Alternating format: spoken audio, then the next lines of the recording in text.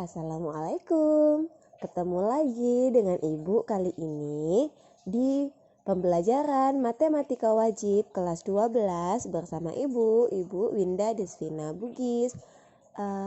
Kali ini kita akan membahas materi pembelajaran tentang kaidah pencacahan. Nah, sebelum kita masuk ke pembelajaran, siswa-siswi Ibu harus tahu dulu tujuan dari pembelajaran kita kali ini. Nah, yang pertama, peserta didik mampu mendeskripsikan kaidah pencacahan dengan benar setelah menyimak pendalaman materi dan contoh soal. Yang kedua, peserta didik mampu menyelesaikan masalah menggunakan aturan penjumlahan dengan benar setelah mengerjakan soal-soal uji kompetensi. Dan yang terakhir, peserta didik mampu menyelesaikan masalah menggunakan aturan perkalian dengan benar setelah mengerjakan soal-soal uji kompetensi. Saja sih yang akan kita bahas pada materi kaidah pencacahan. Nah, pada kaidah pencacahan kita akan membahas dua materi, yaitu aturan penjumlahan dan aturan perkalian, dan yang kedua adalah permutasi dan kombinasi. Kemudian untuk pertemuan ini kita hanya akan membahas tentang aturan penjumlahan dan aturan perkalian. Aturan penjumlahan dan aturan perkalian terbagi atas 3. Ada percobaan dan hasil percobaan, yang kedua aturan penjumlahan, dan yang ketiga aturan perkalian. Apakah siswa-siswa Ibu masih semangat? Tetap semangat ya. Yuk kita lanjutkan. Cara yang pertama adalah percobaan dan hasil percobaan. Contoh, memasangkan dua objek, yaitu memasangkan kaos dan celana yang dikenakan pemain dalam suatu pertandingan. Misalnya, sebuah tim sepak bola mempunyai dua kaos, yaitu kaos berwarna merah dan kaos berwarna putih, serta 3 celana, yaitu merah, putih, dan hitam. Kita akan mencoba melakukan percobaan. Nah, di sini ada gambar. Untuk gambar pertama, kita akan menghubungkan atau mencobakan kaos berwarna merah dengan celana berwarna merah. Yang kedua, kaos berwarna merah dengan celana berwarna putih. Yang ketiga, kaos berwarna merah dan celana berwarna hitam. Begitu seterusnya hingga kaos berwarna putih dan celana berwarna hitam. Kaos berwarna merah ada 3 kemungkinan dan kaos berwarna putih ada 3 kemungkinan. Maka ada 6 kemungkinan percobaan yang bisa dipasangkan antara 3 baju berwarna merah, 3 kaos berwarna putih, dan 3 celana. Nah, ternyata untuk menentukan banyak variasi seragam seperti di atas atau melakukan percobaan seperti di atas juga bisa dilakukan secara langsung loh, dengan mendaftarkan semua variasi yang mungkin. Untuk memudahkan pendaftaran itu tersebut, nah, kita dapat melakukannya dengan bantuan tabel dan diagram pohon. Contohnya, untuk bantuan tabel seperti ini.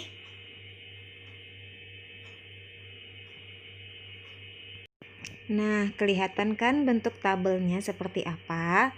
Di situ ada kaos merah, ada kaos putih, dan ada celana merah, putih, dan hitam. Nah, yang kedua adalah diagram pohon. Kelihatan di sana kita menghubungkannya atau mencobanya satu-satu, mulai dari kaos merah putih dan celana merah putih hitam. Yang kedua, kita masuk ke aturan penjumlahan. Misalkan pada kejadian lain Andi mempunyai 5 kemeja dan 4 kaos. Pada saat akan bepergian, Andi akan memakai salah satu dari kemeja atau kaos yang dimilikinya. Pertanyaannya, berapa pilihan kemeja atau kaos yang dapat dipakai Andi? Nah, penyelesaiannya tadi diketahui bahwa ada kemejanya sama dengan 5 dan kaosnya ada 4. Dengan demikian, Andi hanya diperbolehkan atau memilih satu saja dari kemeja atau kaos. Jadi, Andi tidak boleh memilih satu kemeja, satu kaos, tetapi hanya satu saja dari 5 kemeja dan 4 kaos. Jadi pilihan yang dapat diambil adalah 5 ditambah 4 sama dengan 9. Jadi jelas ya, untuk penjumlahan kita hanya memilih salah satu dari 2 kejadian, yaitu kejadian kemeja dan kejadian kaos. Yang ketiga adalah aturan perkalian. Untuk contoh, ada suatu permasalahan, misalnya Budi mempunyai 5 kemeja dan 4 celana. Pada saat akan bepergian, Budi akan memakai salah satu pasangan kemeja dan celana yang dimilikinya. Pertanyaannya adalah, ada berapakah pilihan yang dapat dipakai Budi? Oke, untuk penyelesaiannya menggunakan aturan perkalian. Diketahui bahwa banyak kemeja sama dengan 5 dan banyak celana sama dengan 4. Kejadian pertama adalah kemeja dan kejadian kedua adalah celana. Kenapa kita menggunakan aturan perkalian? Karena kejadian kemeja dan celana itu terjadi dalam satu waktu sekaligus. Karena Budi harus memakai celana dan baju.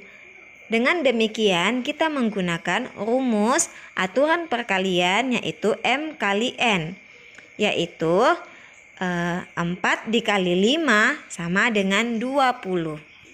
Kita dapat menarik kesimpulan bahwa aturan penjumlahan adalah diketahui kejadian pertama mempunyai M hasil yang mungkin dan kejadian kedua mempunyai N hasil yang mungkin.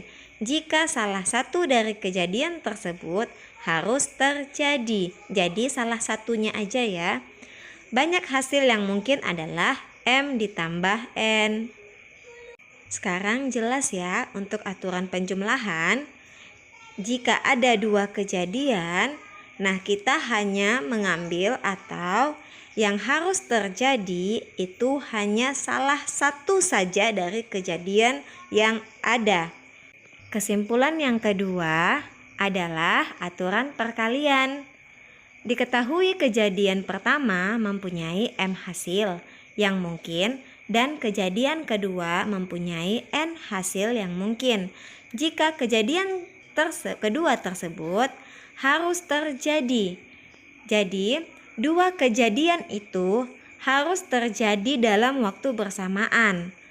Maka, kita akan menggunakan aturan perkalian, yaitu rumusnya M dikali N. Demikian pembelajaran kita hari ini. Semoga semuanya dapat memahami dengan mudah dan tetap menjaga protokol kesehatan. Sampai ketemu lagi di pembelajaran selanjutnya. Assalamualaikum warahmatullahi wabarakatuh.